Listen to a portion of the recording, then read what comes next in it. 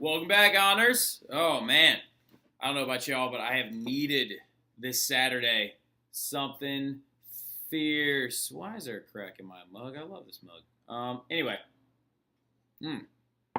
So we left off in class talking about the new movement that is going to be kind of like fracturing Europe across a lot of different borders, the Protestant Reformation, right? We're now going into basically the Great Schism 2.0, right? So some of y'all are going to get really confused in this thing because you're like, you just said schism like 17 times. Well, like, it's going to be fine. I know that, like, with everybody being, like, super sick right now, like, I know I have something trying to get over. I don't know what it is, but, like, if I seem, like, a little off, it's just, like, that's what it is.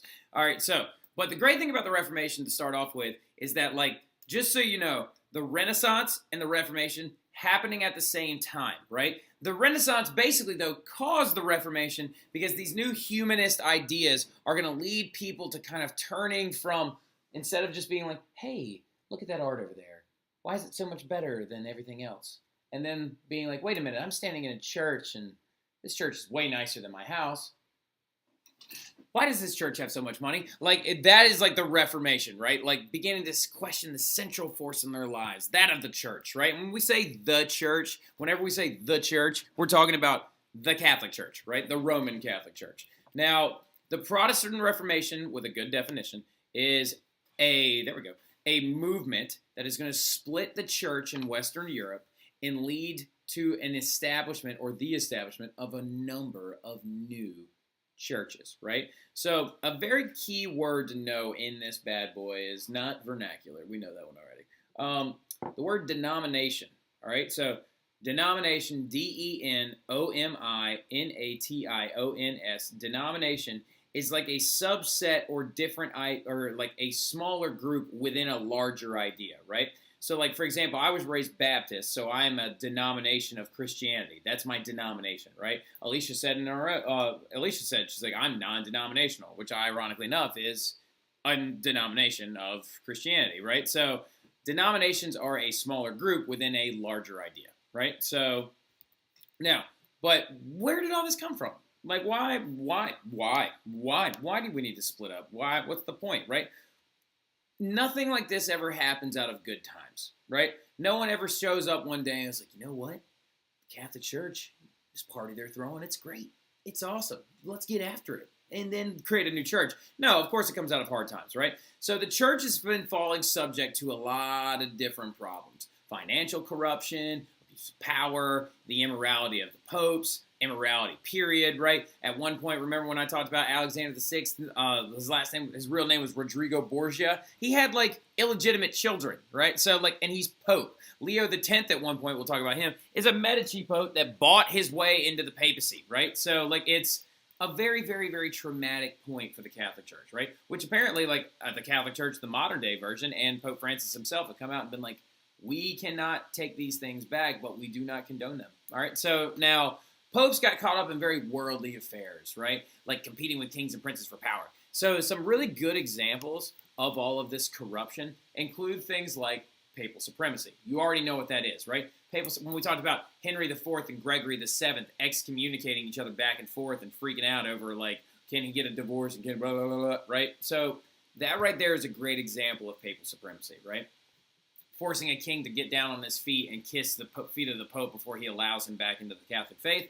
That's a great example, right? But it's also not, it's an abuse of your power, right? So instead of mediating the situation, you were kind of a jerk about it. Now, then there was this thing, though, called the Great Western Schism, which I need to take 2 seconds and explain, and it'll make complete sense here in a minute, all right? So, Great Western Schism, what ends up happening, what you can put down near it or right by it or something like that, multiple popes. So what ended up happening in the Great Western Schism, there was this pope, right? I'm going to grab, like, my cellular device really quick to make sure I'm not giving you the wrong popes and names and stuff like that. It's like my little fact-checking machine.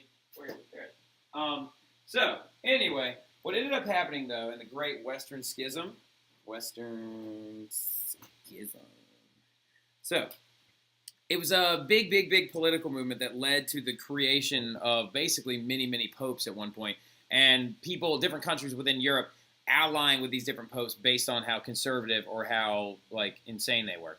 Now, it all actually started with a pope and the French king at the time. Come on, where is that? I want to know this pope's name. Who started the whole thing? Gregory, papacy.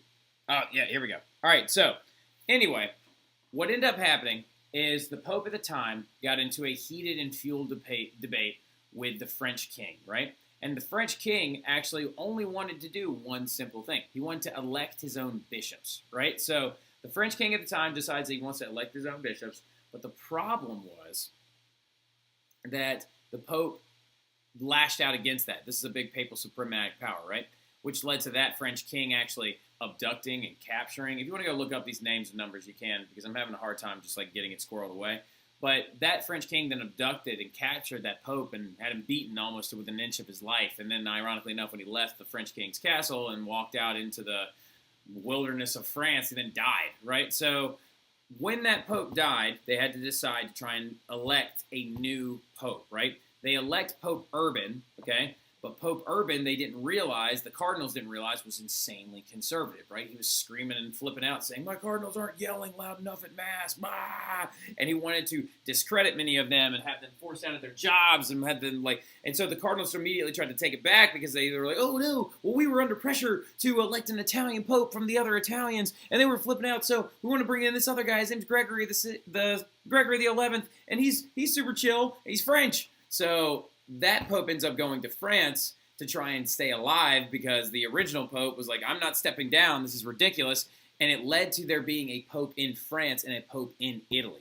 And at one point during the Great Western Schism, there was as many as 4 popes at once, all right? So the Great Western Schism just serves as an example of political fragmentation within the Catholic Church, right? And then there's another thing too called pluralism. Pluralism is when a Catholic Church appointed figures would actually hold multiple jobs to get paid multiple salaries. And they were living just financially very, very wealthy. So the Catholic Church was doing some really super sketchy stuff at the time, right? Popes were leading very wealthy lives. They were supporting the arts. Pope Nicholas V was like the big Renaissance Pope that decided to start paying for everything left and right and started beautifying every church he could get his hands on, right? They're going to also, though, start needing money to finance these new projects because Renaissance artwork is not cheap, all right? So they decide to start charging super high fees for things like marriages, baptisms, and what eventually occurs during the Middle Ages, all right, this had been around for a long time, this is not just a new thing that Martin Luther got really upset about, is the selling of indulgences, right? So let's talk about what an indulgence is. So an indulgence is a lessening of time that your soul is supposed to have to spend in purgatory, right? So we don't need to talk about what purgatory is that much, but what you need to know, purgatory is a place between. It's not heaven, it's not hell, it's the place between where you can atone for your sins and then ascend into heaven, right? So, but the thing about it is, indulgences did actually exist in the Bible, right? They are a thing in the Bible, but they're meant to be good deeds, right? You're supposed to just be a good person and do the right thing, and then it's supposed to lessen the infractions that your soul has committed that are not bad enough to go to hell, right? So, however, the Catholic Church begins to try and sell them, right? So they would literally call people in. You would say, I need to atone for this sin. You would hand the priest money. The priest would write his signature on the paper and say, okay, get out of jail free, and then hand it to you. And that was an indulgence. And it's earthly, it's planetary, and it's dealing one-to-one with people saying that, oh, it's not the relationship I have with God that's about atoning my soul. It's the relationship I have with this pope and this priest and how much money I have, right? So this became an extremely corrupt practice and a very, very screwed up practice.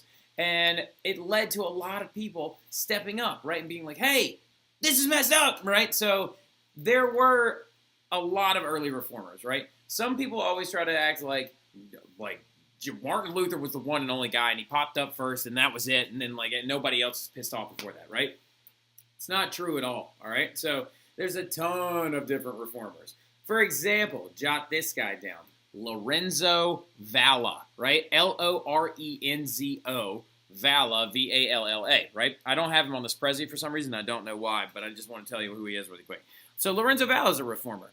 And never actually left being a Catholic, stayed a Catholic his entire life because he was actually an Italian monk, right? So He actually was entitled with, he was a big signal of the corruption of the church as well, because he realized that there was this letter called the Donation of Constantine, where it was a letter supposedly written by Constantine to the Pope of the Western Catholic Church at the time, saying that I give the entirety of the former Western Rome and the control of it to the Pope of the Roman Catholic Church, right? Lorenzo Valla, though, realized that that's not true and that it was a forged letter, right? So Lorenzo Valla is an early reformer himself, right? And then we have this guy as well, Desiderius Erasmus, right? Erasmus is another reformer as well, oftentimes criticized for the fact that he never stopped being Catholic. But he is the father of Christian humanism, right? He outlashed mainly against the fact that he believed that Christianity, at the way it was set up at the time in the Catholic Church with the progression of sacraments, was more of a checklist into salvation and less of a faith, right? He was like, Christianity should be a guide to your life, not a checklist to salvation. Now, Erasmus also, though, criticized the popes at the time, right? So you need to jot that down. Criticized popes as well. Erasmus actually wrote an entire book called The Praise of Folly, right? Praise of Folly, Praise, and of folly, folly being like a screw up or a stupid thing.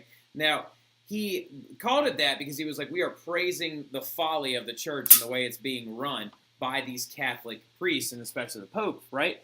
He particularly lashed out at Pope Julius II, the same guy that paid Michelangelo to make his tomb and do the Sistine Chapel ceiling. He lashed out at him and called him more of a warlord, and he said he had more blood on his hands than most generals, right? He actually drew inside of the Praise of Folly as well a sketch of Julius II himself waiting outside of the doors of heaven being judged by Peter while other people are allowed in.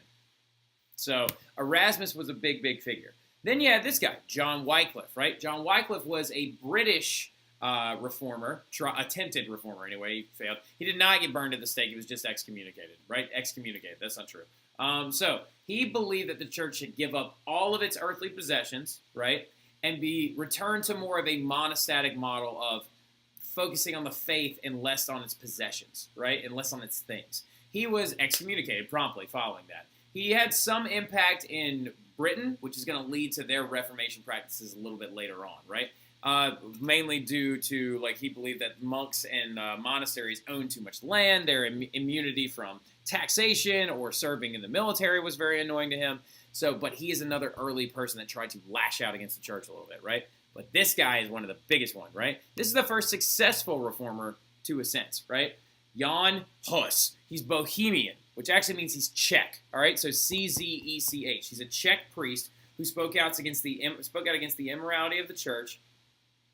And what he's going to do is he's going to do something very daring. Erasmus did this too, but I forgot to mention it.